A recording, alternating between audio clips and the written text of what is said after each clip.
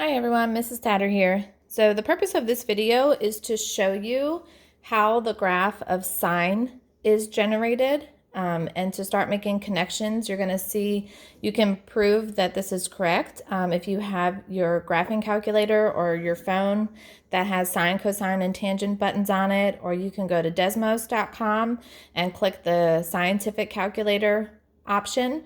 Just make sure whatever option you use is in degree mode and not radian mode, because we're dealing with triangles and geometry and shapes. The angles are measured in degrees. So I've outlined a few things here for us to use. First of all, this is just a regular coordinate plane like you would plot normal points on.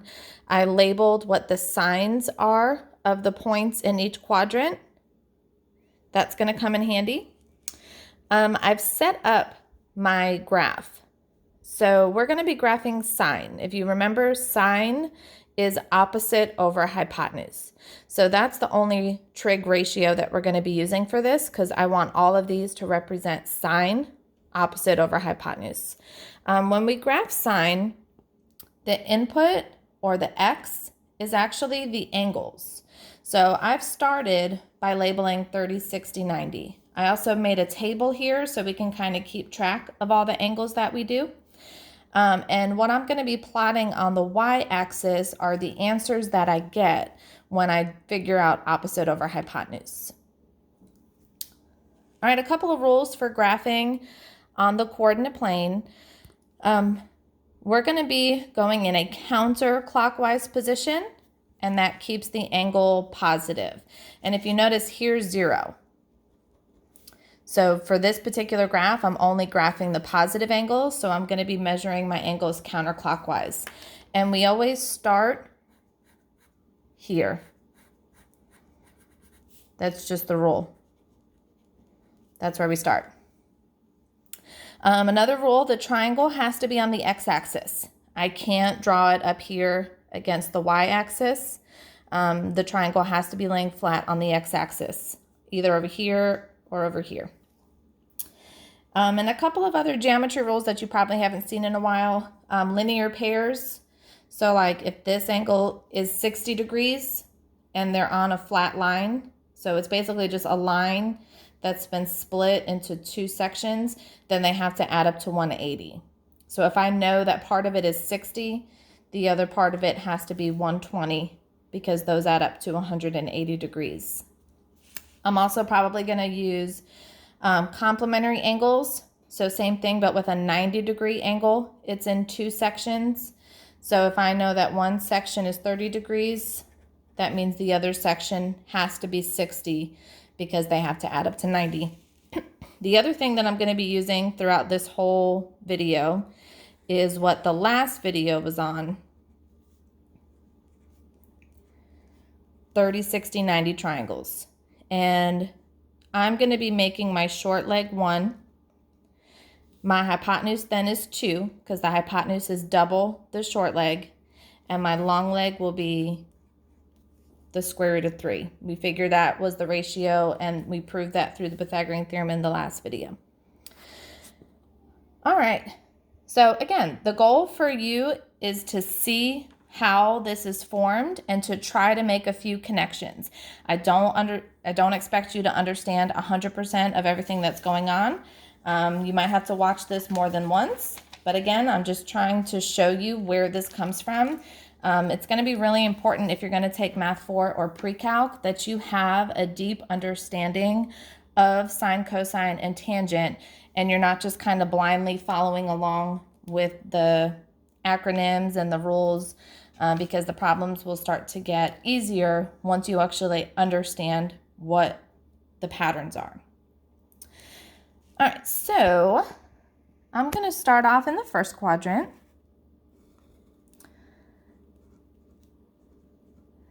And I'm going to label my 3 sides. And everything in the first quadrant is positive. The x's are positive, the y's are positive, so that's positive. All right, sine of 0 is 0. You're just going to have to trust me on that for now. But sine of 0 is 0. Sine of 30, opposite over hypotenuse, opposite over hypotenuse. So the sine of 30 is 1/2. So I'm going to make this as 1. Sine of 60, opposite from 60 is the square root of 3. Hypotenuse is 2. Opposite over hypotenuse. Opposite over hypotenuse.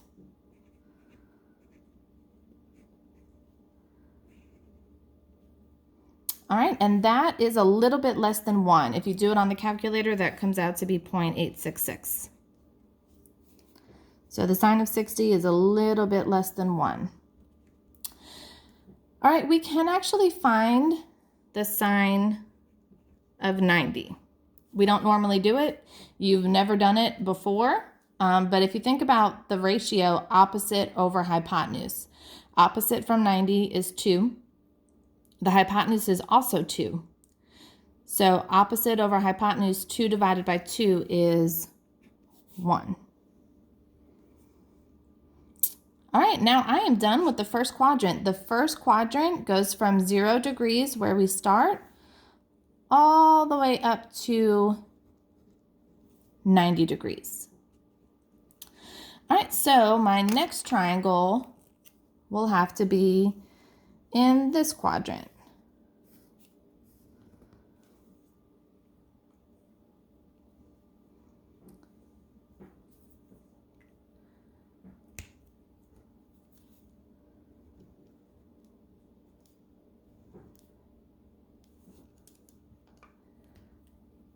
All right, now I'm actually going to make that one 60 degrees. So it's a little bit bigger. So think about those linear pairs from down here. If I know that this angle is 60 degrees,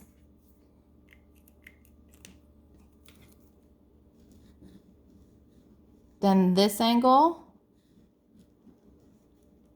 is the other section of that line. So this angle is 120 degrees. And so if you think about it, if I'm counting by 30s, 90 plus 30 is 120. So on my x-axis, that's what would come next, since I'm counting by 30s. All right, but I'm basically just going to use this 60-degree angle to figure these out. So there's my 30, 60, 90 triangle. All right, this time, this is my short leg. Now, because this is 0 on my coordinate plane, that leg is to the left. So it's technically not 1, it's -1.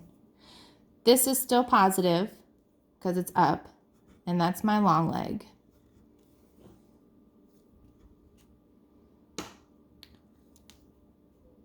All right, so my sine of 60 degrees, opposite over hypotenuse, opposite over hypotenuse. We're back at that point, 866.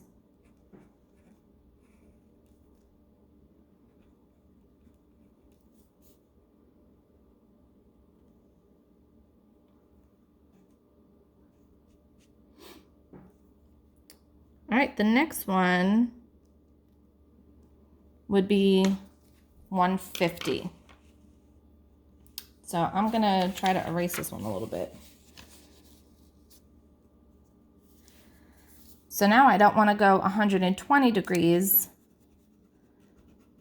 I want to go 150 degrees.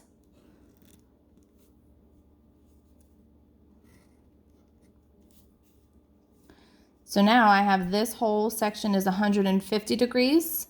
So this is now time for my 30-degree angle, because those two add up to 180. And you see that 150 is like starting here and going all the way over here. So you see I need that last little 30 degrees to kind of make that semicircle shape. That's how you know you have a whole line that's split into two sections. So this is 60. So now I'm going to label my short leg. All right, and again, this is negative because that's 0, 0. So if I go to the left, it's negative. Up, that's still positive. All right, and the sine of this angle, opposite over hypotenuse, the sine is still 1/2.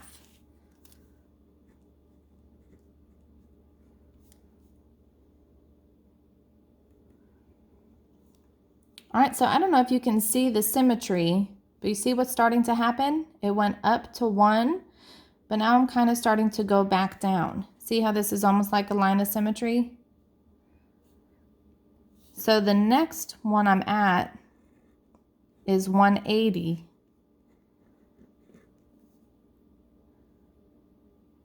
What do you think 180 will be? And you would be absolutely right. Starting to run out of room. But there's 180.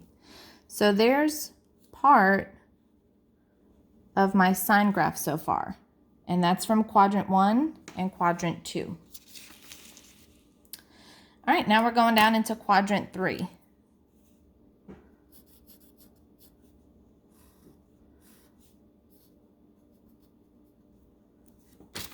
Well, let me go ahead. Let me just use different paper.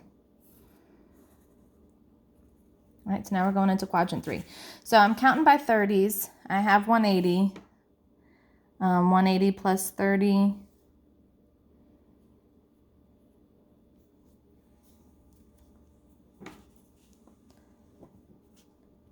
Now I need this to be 210. So luckily I can just go, since I'm counting by 30s anyway, I can just go another 30 degrees here. So the next triangle that I draw will be this 30, 60, 90. All right, in this quadrant, the x's are negative and the y's are negative. So my short leg is -1 because it's down. And my long leg is negative square root of 3 because that's 0, 0. And so to plot this, I'd have to go left and down.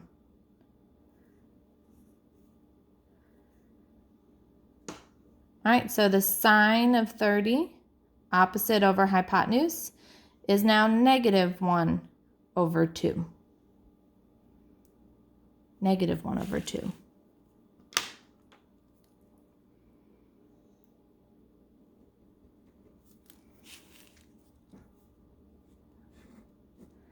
And my table is going to run out of space, but that's okay. -1 over 2. Any guesses what you think my next angle is going to be?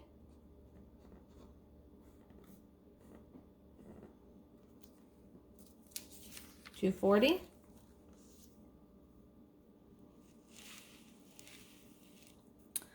So I'm going to draw this time. Now I'm up to 60 degrees.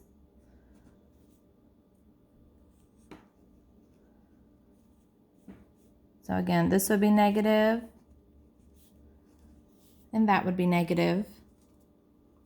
And now if I start here and go all the way through, this is now 240 degrees because 180 plus 60 is 240. So I'm still on my same 240 angle.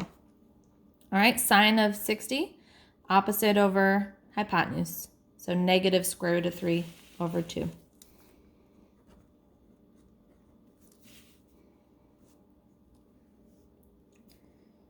Which is just a little bit less than -1. All right, and I can still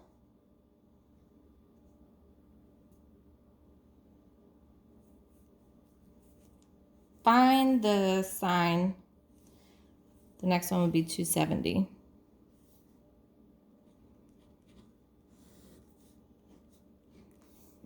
But if we're kind of following this new pattern, what do you think my next answer will be? And if you're kind of following what it looks like, that would be -1.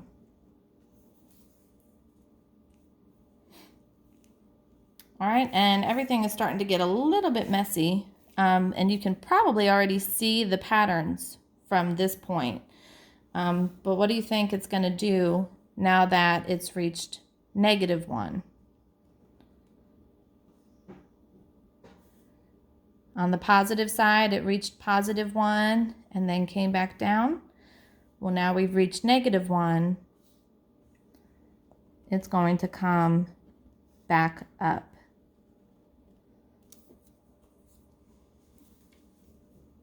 And so that's where those answers are coming from. And you can see it just kind of repeats. And if we wanted to go past this point, the graph would just continue in this up to 1, down to -1, up to 1, down to -1 pattern. And you can check. You can type in the sine of 150 on your calculator, and if you're in degree mode, it will say 0.5. You can type in the sine of 270, and it will say -1. You can check all of these. But mathematicians realized it would be way easier if they could create a function for sine, cosine, and tangent rather than having to do SOHCAHTOA every single time. When you make something into a function, once you have x, you can just plug it in and it will give you y.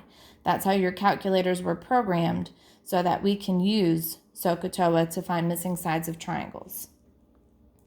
All right, so hopefully you can see that the numbers from the 30, 60, 90 triangle are the y values when we are making the graph of sine.